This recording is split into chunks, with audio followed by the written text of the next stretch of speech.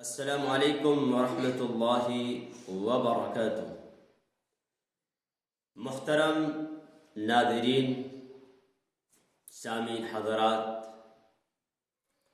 آج ہمارا موضوع ہے کہ تمام عبادات میں نماز کا کیا مقام ہے اور نماز کی کیا اہمیت ہے۔ طبرانی کی روایت ہے کہ نبی اکرم صلی اللہ علیہ وسلم نے ارشاد فرمایا، لا ایمان لمن لا امانت لہ، اس آدمی کے ایمان کا کوئی اعتبار نہیں ہے جس کے پاس امانت نہ ہو۔ یعنی اگر امانت دار نہیں ہے بلکہ خائن ہے، خیانت کرتا ہے اور دوسرے لوگ اس کی خیانت کی وجہ سے اس سے نفرت اور کراہت محسوس کرتے ہیں، ایسے شخص کے بارے میں نبی اکرم صلی اللہ علیہ وسلم نے ارشاد فرمایا، ایسے آدمی کے ایمان کا کوئی اعتبار نہیں۔ اور اس کے بعد فرمایا، وَلَا صَلَاةَ لِمَن لَا طُهُورَ لَهُ، اس آدمی کی نماز ہی نہیں ہے جس کا وضو نہ ہو۔ اور یہ تو آپ بھی جانتے ہیں کہ بغیر وضو کے نماز نہیں ہوتی، تو معلوم یہ ہوا کہ بغیر وضو کے نماز پڑھنے والا بجائے ثواب کے الٹا اس پر عذاب ہوتا ہے۔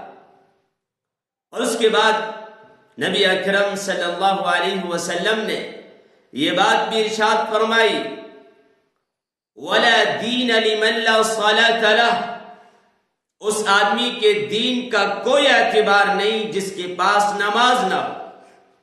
آج جب ہم اپنے محلے میں، گاؤں میں، قصبے میں، شہر میں یا ملک میں دیکھتے ہیں، سینکڑوں نہیں، ہزاروں نہیں، لاکھوں کی تعداد میں ایسے نوجوان ہیں جو راستوں پر، پگڈنڈیوں پر، چوراہوں پر اور بیٹھکوں میں، مجلسوں میں، محفلوں میں اپنا وقت ضائع کر رہے ہیں۔ جمعے کے علاوہ کوئی نماز پڑھنے کے لیے وہ مسجد نہیں آتے۔ جمعہ آتا ہے اور جمعے بھی اس لیے آ جاتے ہیں کہ لوگ یہ کہیں گے کہ تم سے جمعہ بھی نہیں پڑھا جاتا۔ میں آپ سے پوچھنا چاہتا ہوں، کیا نبی کے یہ فرمان کہ جس کے پاس نماز نہیں ہے اس کے دین کا کوئی اعتبار نہیں، کیا ہے اس کا جواب ہمارے پاس؟ بعض علماء کرام نے فرمایا کہ جو لوگ غیر مسلم ہیں وہ نماز نہیں پڑھتے، یا پھر لوگ مر جائیں تو پھر ان کو نماز کی توفیق نہیں، یا پھر نماز نہیں پڑھنی آتی تو انسان نماز نہیں پڑھ سکتا۔ آج نہ ہم مرے ہیں، نہ ہم غیر مسلم ہیں، اور ہم سے نماز بھی پڑھنی آتی، تو پھر بالآخر کس بنیاد پر ہم نماز چھوڑ دیتے؟ اور آپ نے مزید نماز کی اہمیت کو بیان کرتے ہوئے یہ بات بھی ارشاد فرمائی، انما موضع الصلاة من الدین كموضع الرأس من الجسد۔ اے لوگوں سن لو نبی کے اس فرمان کو کہ آپ نے فرمایا، جس طرح سر کے بال سے لے کر پیر کے ناخن تک پورے جسم میں جو سر کا مقام ہے، وہی مقام دین میں نماز کا ہے۔ یعنی اگر انسان کا سر کاٹ کر الگ کر دیا جائے، آنکھیں سر میں ہیں، یعنی سر گلے سے اوپر والے حصے میں ہے، کان بھی اسی میں ہے، زبان بھی اسی میں ہے، ناک بھی اسی میں ہے، دماغ بھی اسی میں ہے، کتنا اہم ہے یہ حصہ۔ آپ پوری دنیا کا سروے کر لیجئے، پوری دنیا میں ایک بھی آدمی ایسا نہیں ہے کہ اگر اس کا گلا کاٹ دیا جائے اور پورا سر اس کا جدا کر دیا جائے اور پھر بھی وہ زندہ چل رہا ہو، پھر رہا ہو، پڑھ رہا ہو، باتیں کر رہا ہو، کھانا کھا رہا ہو، کبھی نہیں۔ ہاں، اتنا ضرور ہے کہ پیر کٹ گیا زندہ ہے، ہاتھ کٹ گیا زندہ ہے، یا جسم کا کوئی اور حصہ خراب ہو گیا یا کٹ گیا تو زندہ ہے، لیکن سر کے جسم سے الگ ہونے کے بعد زندگی کے امکان نہیں۔ یہی حال اگر زندگی میں نماز نہیں ہے تو پھر دین نہیں ہے، اس لیے کہ دین میں نماز کو جو مقام حاصل ہے وہی پورے جسم میں سر کو وہ مقام حاصل ہے۔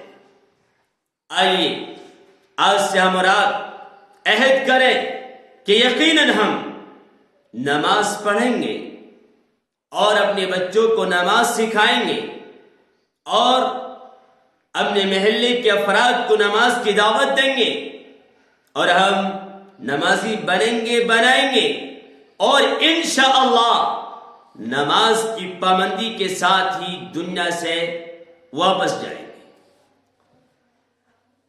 ایک اور روایت ہے جس میں نبی اکرم صلی اللہ علیہ وسلم نے ارشاد فرمایا، یہ بھی طبرانی کی روایت، آپ نے ارشاد فرمایا لمن حولہ من امتہ، ان افراد سے جو آپ کے آس پاس بیٹھے ہوئے تھے یعنی صحابہ کرام، آپ نے ان سے ارشاد فرمایا اکفلوا لی بستن، اکفلوا لی بستن، اے میرے صحابہ تم مجھے صرف 6 چیزوں کی ضمانت دے،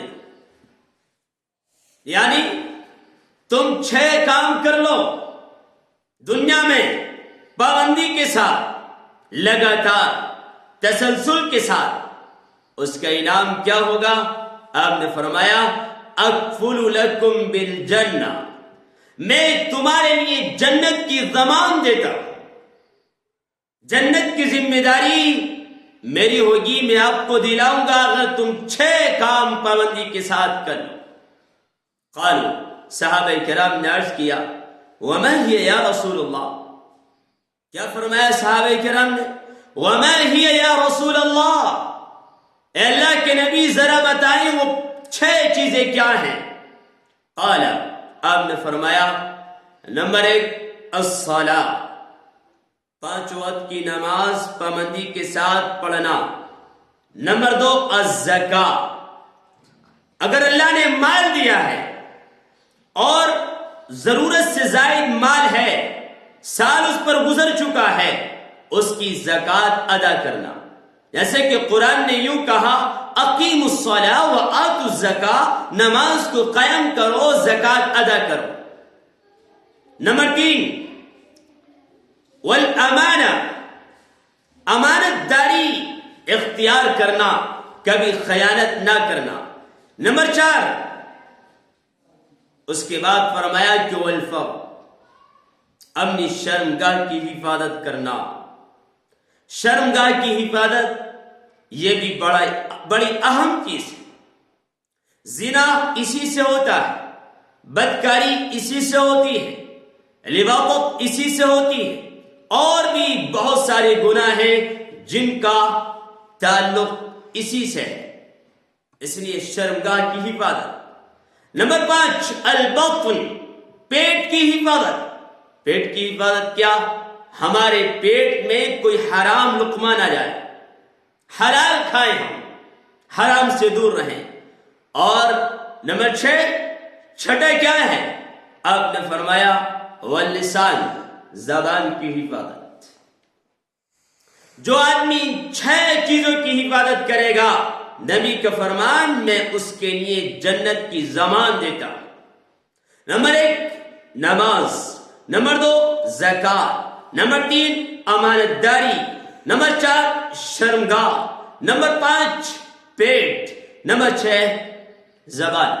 آئیے ہم اور آپ مل کر عہد کرتے ہیں کہ آج سے ہم انشاءاللہ ان 6 چیزوں کی حفاظت کریں گے اللہ مجھے اور آپ کو ان باتوں پر عمل کرنے والا بنائے۔ والسلام علیکم ورحمۃ اللہ وبرکاتہ۔